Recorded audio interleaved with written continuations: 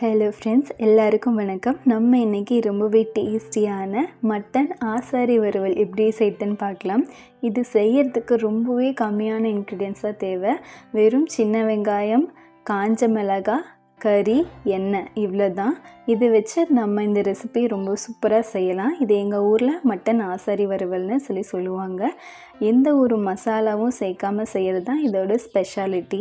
இது எப்படி செய்யறதுன்னு இந்த வீடியோவில் டீட்டெயில்டாக பார்க்கலாம். வாங்க வீடியோக்குள்ளே போகலாம். ஆசாரி வறுவல் செய்கிறதுக்காக நான் மட்டன் 1/2 கிலோ வாங்கி எடுத்து வச்சுருக்கேன். நல்லா வாஷ் பண்ணி எடுத்துக்கோங்க. இது மாதிரி குட்டியாக கட் பண்ணிக்கோங்க. அப்போ தான் ஆசாரி வறுவலுக்கு டேஸ்ட் நல்லாயிருக்கும். 1/2 கிலோ மட்டனுக்கு 250 கிராம் சின்ன வெங்காயம் போடணும். அப்போ தான் நமக்கு வறுவல் நல்லா வரும். இப்போது காஞ்ச மிளகாய் நான் 6 மிளகாய் எடுத்திருக்கேன். நீங்கள் இன்னும் காரம் சாப்பிடுவீங்க அப்படின்னா இன்னும் கொஞ்சம் சேர்த்து கூட போட்டுக்கலாம். விதையெல்லாம் நீக்கிட்டு எடுத்துக்கோங்க. இது 2 டேபிள் ஸ்பூன் கிட்டத்தட்ட வரும் இந்த குழிக்கரண்டி.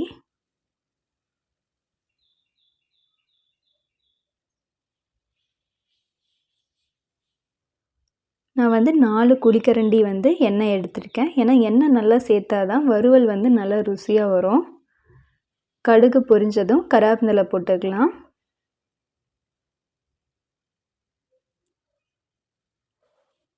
காஞ்ச மிளகாய்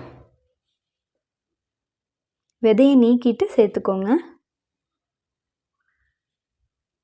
சின்ன வெங்காயம் 1/2 கிலோ மட்டனுக்கு 1/4 கிலோ சின்ன வெங்காயம் போடுங்க. அப்போ தான் டேஸ்ட் நல்லா வரும்.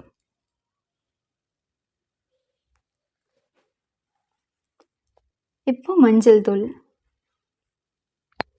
கொஞ்சமாக கல்லுப்பு, சின்ன வெங்காயம் வதங்கிறதுக்காக.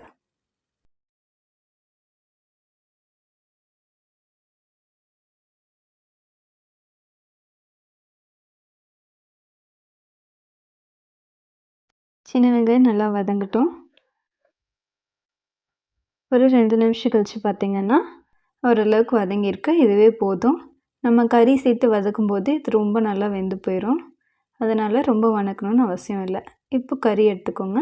முடிஞ்ச வரைக்கும் போன்லெஸ்ஸாக கிடச்சிதுன்னா போன்லெஸ்ஸாக வாங்கிக்கோங்க. நமக்கு ரொம்பவே நல்லாயிருக்கும். குட்டி குட்டியாக கட் பண்ணிக்கோங்க. அப்போ தான் கறி நல்லா வதங்கி வரும்.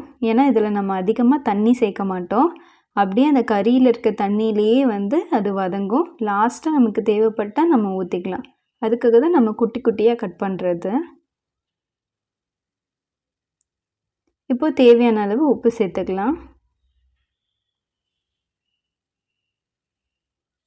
சேர்த்து நல்லா கலரி விட்டுட்டு மூடி போட்டு மூடி வச்சுடுங்க. ஒரு 20 நிமிஷம் கழித்து பார்க்கலாம்.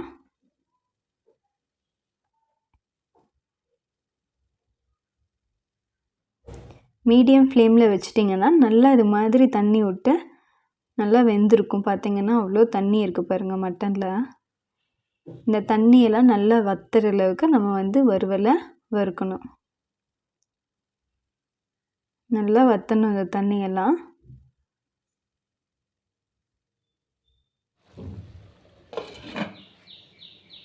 மூடி போட்டு மூடி வச்சிடலாம். நல்லா அந்த தண்ணியெல்லாம் வற்றி வரட்டும். இப்போ ஒரு 10 நிமிஷம் கழித்து பார்த்திங்கன்னா நமக்கு இந்த அளவுக்கு தண்ணியெல்லாம் வற்றி இருக்கு. இந்த ஸ்டேஜில் நீங்கள் ஒரு கறி எடுத்து சாப்பிட்டு பாருங்கள். எப்படி வெந்திருக்கா, இன்னும் கொஞ்சம் வேகணுமா அப்படின்ட்டு. உங்களுக்கு இன்னும் கொஞ்சம் வேகணுன்னா தண்ணி சேர்த்துக்கோங்க. இல்லை இந்த அளவுக்கு கரெக்டாக இருக்குது அப்படின்னா இந்த ஸ்டேஜ்லேயே நீங்கள் எடுத்துடலாம். எனக்கு வெந்துருச்சு, ஆனால் இன்னும் கொஞ்சம் பஞ்சு போல் வேகணும். அதுக்காக கொஞ்சமாக தண்ணி சேர்த்துக்கிறேன். கொஞ்சமாக மட்டும் சேர்த்துக்கோங்க, நிறைய சேர்க்க வேணாம். ஒரு 5 நிமிஷம் ஆகட்டும். இப்போ ஓரளவுக்கு நல்லா வற்றி வந்துடுச்சு.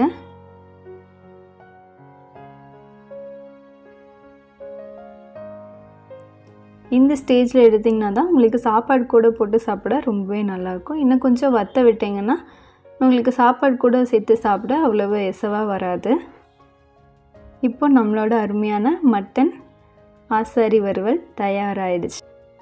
இதோட டேஸ்ட் பார்த்திங்கன்னா ரொம்பவே நல்லாயிருக்கும். இது மாதிரி நீங்கள் இது வரைக்கும் செஞ்சது இல்லைன்னா கண்டிப்பாக ட்ரை பண்ணி பாருங்கள். உங்களுக்கு கண்டிப்பாக பிடிக்கும். இந்த வீடியோ உங்களுக்கு பிடிச்சிருக்குன்னு நம்புகிறேன். இந்த வீடியோ உங்களுக்கு பிடிச்சிருந்ததுன்னா வீடியோக்கார லைக் கொடுங்க. நம்மளோட சேனலை இன்னும் சப்ஸ்கிரைப் பண்ணலைன்னா மறக்காமல் சப்ஸ்கிரைப் பண்ணி சப்போர்ட் பண்ணுங்கள்.